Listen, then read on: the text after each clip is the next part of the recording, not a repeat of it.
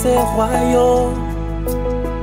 Nous sommes ensemble parce que Dieu a parlé. Nous sommes ensemble parce qu'il y a une volonté qui s'est exprimée du haut des cieux. Nous sommes ensemble parce qu'il y a une vision. Et lorsque tous nous comprenons la vision de Dieu, nous pouvons non seulement réclamer la provision, mais Dieu lui-même qui a donné la vision, il est conscient que nous avons besoin de la provision pour accomplir la vision qu'il nous a donnée. Amen. C'est pourquoi dans l'Ancien Testament, on nous parle d'Abel, on nous parle d'Enoch, on nous parle de Noé, on nous parle d'Abraham, on nous parle d'Isaac, on nous parle de Jacob, ainsi de suite. On nous parle de David, on nous parle de Naomi, on nous parle de Ruth. Est-ce que quelqu'un va me suivre? Maintenant, toutes ces personnes qui ont existé dans cette période longue de l'Ancien Testament, chaque fois qu'une personne existait, elle déclenchait une période spécifique en Dieu. Abel était sur terre pour donc manifester une période spécifique en Dieu.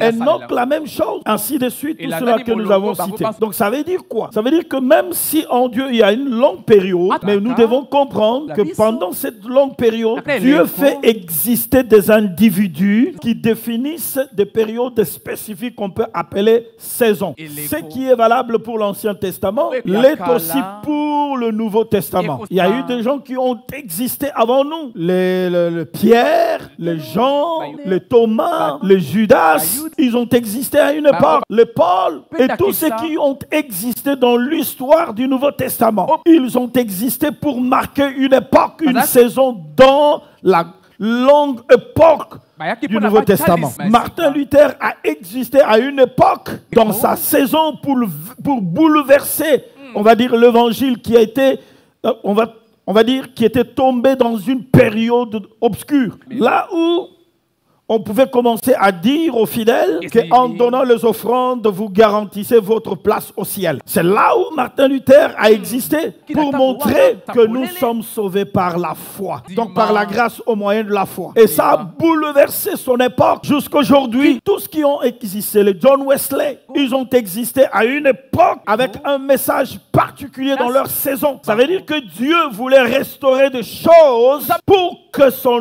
œuvre soit totalement accomplie. Maintenant, la question fondamentale que nous devons nous poser, quelle est notre saison? C'est quoi notre saison? Et qu'est-ce que Dieu attend de chacun de nous dans cette saison? On a parlé de la Pentecôte, le jour où le Saint-Esprit est descendu. En 1905, avec William Booth, on a expérimenté la même dimension de la Pentecôte. Mais aujourd'hui, qu'est-ce que Dieu attend de nous? Il est quelle heure? Il est 9 h, il est 10 h, il est midi, il est 15 h, il est 17 h, parce que le travail va finir à 18 h. Nous sommes les ouvriers de quelle heure? Certains comprennent déjà ce que je suis en train de vouloir dire. Un monsieur, donc il avait son champ, et il a commencé à recruter les ouvriers pour aller travailler dans son champ. Il est allé sur la place publique, il a recruté à 9 h un groupe de gens. Allez travailler dans mon champ. À 10 h, il a recruté des gens. Allez travailler dans mon champ. À 11 h, il a recruté. À 15 h, il a recruté les gens. À 16 h, il a recruté les gens. À 17 h, il a recruté les gens. Nous sommes les ouvriers de quelle heure? Réveillons-nous.